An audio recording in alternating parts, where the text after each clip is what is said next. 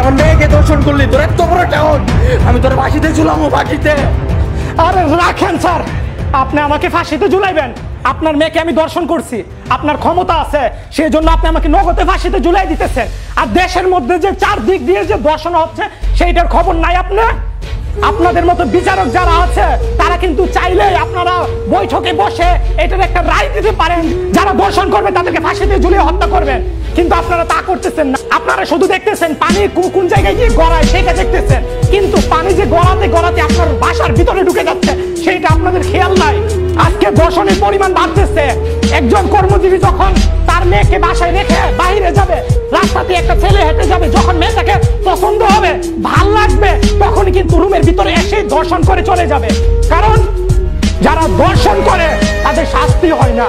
তাদের শাস্তি কি হচ্ছে আমরা দেখছি, তাদের শাস্তি হচ্ছে 2-3 মাস জেল।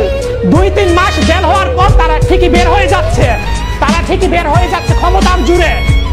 হ্যাঁ, আর আজকে আপনার মেয়েকে আমি দর্শন করলাম, সেজন্য নগদ আমাকে ফাঁসিতে ঝুলিয়ে দিচ্ছেন। আজকে আপনি এই দিনটা দেখতেছেন কি জন্য জানেন?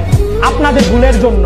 কারণ আপনারা যদি একটা দর্শককে যদি ফাঁসিতে ঝুলিয়ে হত্যা করতেন, তাহলে আমাদের মতো মানুষের সাহস হতো না, দর্শন করার সাহস হতো না। যদি একটা দর্শনকারীকে যদি ফাঁসিতে ঝুলিয়ে হত্যা করতেন, দুষ্টা আপনাদের, আমাদের মতো মানুষদের না। আমরা যারা রেপ করি তাদের না, কারণ আমাদেরকে আপনারা আরো আগ্রহ করছেন রেপ করার জন্য। আমরা দর্শন করব, দর্শন করার পর সেটা শাস্তি হবে না, আমরা তো দর্শন করবই। আমরা ছেলে মানুষ, মেয়ে দেখলে আমাদের রূপ সামলাতে পারবো না, সেটার জন্য দোষ হচ্ছে আপনাদের।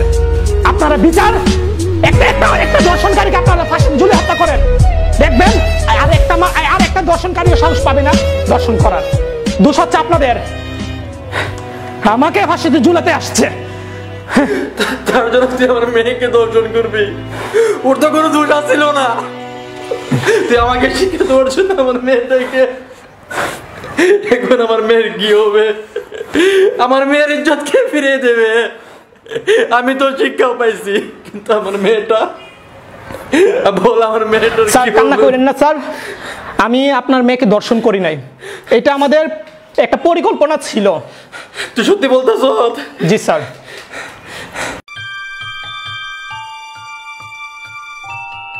আব্বু, মিন্নি, ধর্ষণকারী চিহ্নিত হওয়ার সাথে সাথে যদি তাকে ফাঁসি দেওয়া হয়, তাহলে আশা করি ধর্ষণ অনেকটাই কমে যাবে এবং ধর্ষণের সর্বোচ্চ শাস্তি ফাঁসি চাই।